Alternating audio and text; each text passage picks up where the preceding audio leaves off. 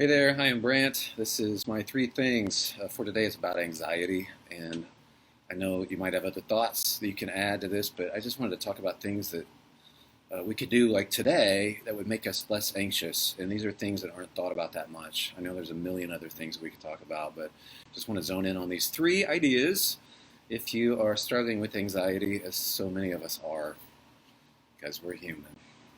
And one of them is something you can do today, which is for a lot of people, not everybody, but is cut down on the constant news thing, where you're constantly consuming news. It's not good for you. And I'm a broadcast journalism graduate, and I'm saying this. It breaks down our idea about what's really important. It's constantly harassing us with things acting like they're urgent. It's scrolling, constantly scrolling. You turn it on. Breaking news. Everything's breaking. Things are scrolling down over here. What's going on? Well, something's breaking. There's always something that's not good for your anxiety level. It's also not even fundamentally true because not everything is that important that they're acting like. I mean, they're picking and choosing certain things and acting that way, and there's stuff going on in the world that's actually beautiful. But they're not talking about that, and we're missing it. And Jesus said to his disciples that he was leaving them with this peace. And if I'm going to follow him, I want to experience that. I don't want to say, hey, thanks for the offer of peace, but I'm going to watch TV 24/7. And I like how one writer put it. He said, I can't remember who said this, but he wrote that we've become self-basting turkeys marinating in our own propaganda. And I think that's true, and a good way to put it. Second thing for anxiety, and please hear me on this. This isn't a rip at meditation, but it's interesting. The London Telegraph just had an item. I was reading about it a couple days ago about how these social scientists had studied the effects of meditation at these retreats where they would go a few days of just trying to clear your mind and silence and clear your mind of everything. And they found that it's actually more mentally hurtful than helpful.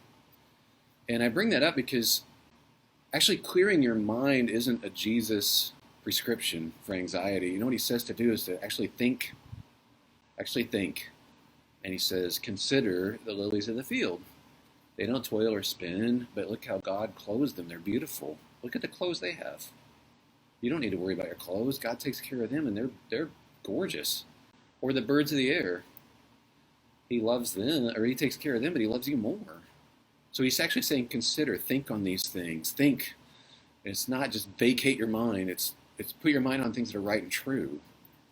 And I love what Paul writes, too. He writes in the New Testament about how we should put our minds on things that are pure and good and lovely, like pure. But he starts with the word true. Actually, he starts with the word true. So it's not just random stuff. It's like, think about the true things that are pure and lovely. And that's a great way to help combat anxiety. And the third thing is related to that. So we've done dump the constant news thing. We've done don't clear your mind, but consider true things. And then the third thing is kind of related to that, and that is review. If you're struggling with anxiety, which is basically wondering whether God's going to come through for you or not, review in your mind all the times that he has come through. Because I bet he has. A lot. Producer Sherry keeps journals. She loves doing journals, but she can look back, 6 months ago or a year ago or 2 years ago and see, wow, God's been really good to me. I was nervous and he came through. You can tell stories as a family, even if you have kids, or tell them to your friends. Like, look what God did 6 months ago. Don't let me forget this. Remind me that he came through again. I was worried that he came through. And then after a while, you start to get the idea, actually, maybe he's worth trusting. Maybe he's actually really good. Maybe I can think about that stuff and actually be at peace. He's always come through over and over. Why do I get discouraged like I do? So that's something to think about.